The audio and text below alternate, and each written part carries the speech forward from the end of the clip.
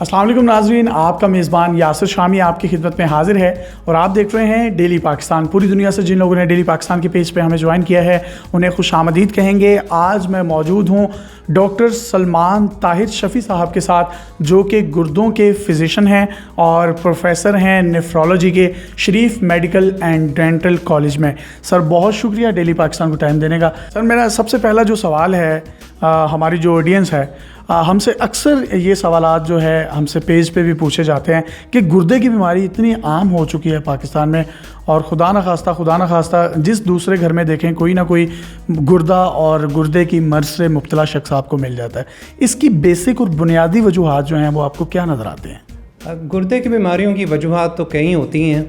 मगर हमारे मुल्क में जो आम वजूहात हैं उनमें शुगर का मर्ज़ है और ब्लड प्रेशर का मर्ज़ है। गुर्दे ख़राब करने के पीछे ये दो बीमारियां अहम हैं। इसके अलावा गुर्दे की पथरियां अगर वो पेशाब के बहाव में रुकावट डालें तो उससे भी गुर्दे ख़राब हो जाते हैं।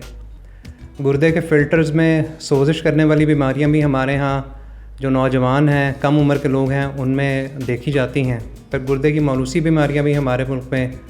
मौजूद हैं। इसके अलावा अद्वियात की वजह से ख़ास तौर पे ये दर्द की अद्वियात हैं और गैर मुस्तनद जो डॉक्टर्स या क्वैक्स होते हैं उनकी अद्वियात की वजह से भी गुर्दे ख़राब हो जाते हैं। यानी आम लफ्ज़ों में आप ये कहना चाह रहे हैं जो लोग पेन किलर्स लेते हैं, ये पेन किलर्स भी गुर्दों पर अफेक्ट करते हैं? जी, पेन किलर्स भी अगर ज़्यादा लंबा अरसा इस्तेमाल किए जाएँ तो गुर्दों को आहिस्ता आहिस्ता ख़राब कर देते हैं। लेकिन बाज़ लोगों में टेंडेंसी होती है कि अगर आप कम अरसे के लिए भी इस्तेमाल करें और साथ में कुछ और तरह की अद्वियात ले रहे हों तो इसकी वजह से आर्जी तौर पे भी गुर्दे ख़राब हो जाते हैं। सर किसी भी सेहतमंद शख्स को ये किस तरीके से डायग्नोज वो ख़ुद कर सकता है कि उसको या उसके सिस्टम में जो गुर्दे काम कर रहे हैं वो सही तरीके से काम नहीं करते, वो उसकी डायग्नोज कैसे कर सकता है इनिशियली? गुर्दे की बीमारी की अक्सर कोई अलामत नहीं होती शुरू में, जो है ना, जब तक आप टेस्ट ना कराएं तब तक आपको नहीं पता चलेगा कि आपको गुर्दे का मर्ज़ है। ताहम कुछ लोगों में मर्ज़ की इब्तदाई मरहले में ही अलामतें आना शुरू हो जाते हैं, वो बीमारी की वजह पर डिपेंड करता है। और कुछ लोगों में मर्ज़ की अलामत उस वक्त आती हैं जब बीमारी बहुत ज़्यादा बढ़ चुकी होती है और आखिरी स्टेज पे आ जाती है। तमाम कुछ ऐसी अलामत हैं कि अगर आप में मौजूद हों और ना जा रही हों तो आपको डॉक्टर से रुजू करना चाहिए। इन अलामत में पैरों पे सोज होना, सुबह के टाइम आँखों के इर्द-गिर्द सोज होना, पेशाब में झाग आना, पेशाब में खून आना, गुर्दे की जगह पे दर्द होना, पेशाब की मिकदार बहुत ज़्यादा आना या पेशाब की मिकदार कम हो जाना, थकन होना, कमज़ोरी होना, सांस का चढ़ना, जिस्म पे बहुत ज़्यादा ख़ारिश होना, गनूदगी हो जाना, ये वो अलामत हैं कि अगर आपको हों और इसकी कोई और वजह ना हो और ये ना जा रही हों तो आपको अपने गुर्दे के टेस्ट करवाने चाहिए, फौरी तौर पे डॉक्टर से रब्ता करना चाहिए। कितने आम और सादा अल्फाज में डॉक्टर साहब ने जो है वो गुर्दों की तशख़ीस और इसकी जो इलामात हैं इसकी बीमारी की वो बताई हैं। तो सर इससे कोई प्रिकॉशंस या एहतियाती तदाबीर जो हैं वो कौन सी हम इस्तेमाल कर सकते हैं और इस जानलेवा बीमारी से बच सकते हैं? जी, जैसे मैंने आपको बताया कि गुर्दे की बीमारी की अहम वजूहात में शुगर और ब्लड प्रेशर शामिल हैं। तो अगर आपको शुगर या ब्लड प्रेशर का मर्ज़ है तो ये बहुत ज़रूरी है कि आप अपनी शुगर और ब्लड प्रेशर को कंट्रोल करें, डॉक्टर को रेगुलर चेकअप करवाएं।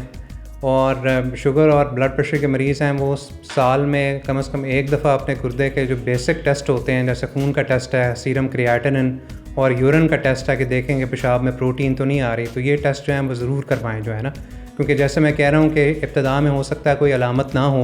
तो टेस्टों से ही पता चलेगा कि आपका गुर्दे का मर्ज़ शुरू हो चुका है। अच्छा सर, बहुत से लोग होते हैं जिनके डायलिसिस होते हैं तो वो डायलिसिस के बाद अपनी सेल्फ मैनेजमेंट नहीं कर पाते, तो उसके लिए भी आप कोई कंसल्टेंसी फ्राहम करते हैं? डायलिसिस के मरीज़ हैं उन्हें भी चाहिए कि रेगुलर अपना चेकअप डॉक्टर्स के साथ करवाएं, क्योंकि सिर्फ डायलिसिस करवाना ही काफ़ी नहीं होता, उनको भी अपने रेगुलर टेस्ट करवाने होते हैं ताकि देखें कि डायलिसिस उनका मुनासिब मिक़दार में हो रहा है और गुर्दे की बीमारी की वजह से जो पेचीदगियाँ हैं वो डायलिसिस से कवर हो रही हैं या उन्हें अद्वियात की भी साथ में ज़रूरत है। ऐसे मरीज़ों को ग़िज़ा में भी एहतियात की ज़रूरत होती है,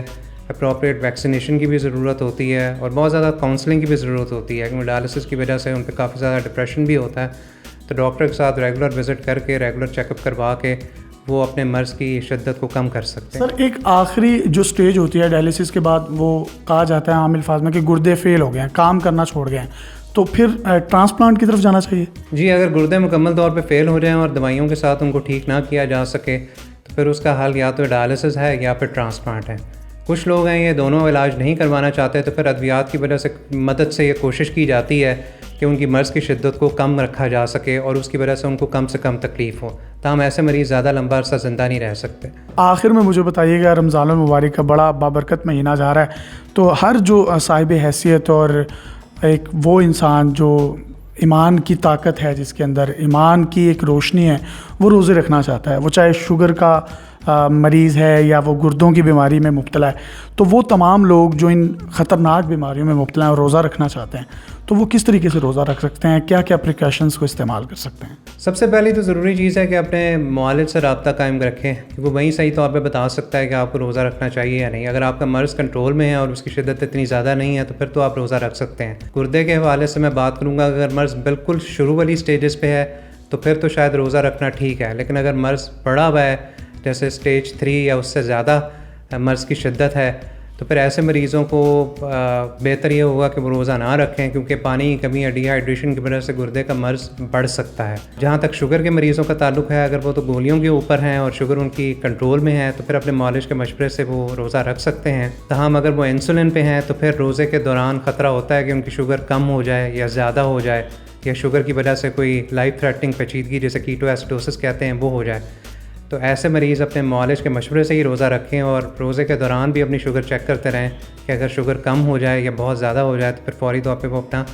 روزہ توڑ سکیں تاکہ ان کی جان کو کوئی خطرہ نہ ہو۔ سر بہت شکریہ ڈیلی پاکستان کو ٹائم دینے کا، اور اپنے ناظرین کے لیے آخر میں خوشخبری دے رہے ہیں کہ ڈاکٹر سلمان طاہر شفیع صاحب ہمارے ساتھ باقاعدہ طور پر مہینے میں 1 یا 2 سیشن کیا کریں گے، جس میں ہم اپنی آڈینس اور ڈاکٹر صاحب کے درمیان ایک برج کا کردار ادا کریں گے، اور آپ میں سے یا آپ کے دوستوں، رشتہ داروں یا خدا نخواستہ فیملی ممبرز میں سے کوئی بھی گردوں کی بیماریوں میں مبتلا ہے تو آپ ان کے حوالے سے فری آف کاسٹ سجیشنز لے سکتے ہیں۔ آپ کے کوئی بھی سوالات ہیں تو آپ کمنٹس میں ان کو ایڈ اپ کر سکتے ہیں، ہم ان کمنٹس کو آپ کے بہاف پر ڈاکٹر صاحب سے نیکسٹ سیشن میں پوچھیں گے، اور اللہ تعالیٰ ہم سب کو شفائے کاملہ عطا فرمائے، اور بے شک شفا اللہ تعالیٰ کی طرف سے ہے۔ اپنے میزبان یاسر شامی کو اجازت دیجیے اور دیکھتے رہیے ڈیلی پاکستان۔ اللہ حافظ۔